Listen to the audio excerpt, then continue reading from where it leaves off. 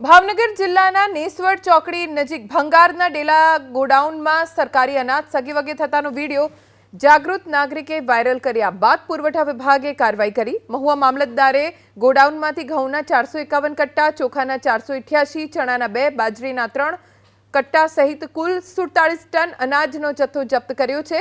તપાસમાં જે ગોડાઉનમાંથી અનાજનો જથ્થો ઝડપાયો તે ઇલિયાસ નામના વ્યક્તિનું છે। આ અંગેનો રિપોર્ટ ભાવનગરના પુરવઠા અધિકારીને સોંપાયો।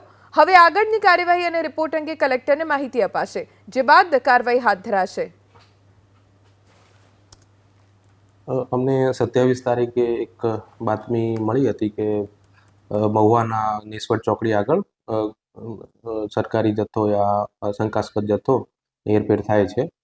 તો એના આધારે અમે તપાસ કરાવી, મામલતદારશ્રીને અમે ત્યાં તપાસ માટે મોકલેલા અને ત્યાં એમને શંકાસ્પદ જથ્થો મળી આવેલો।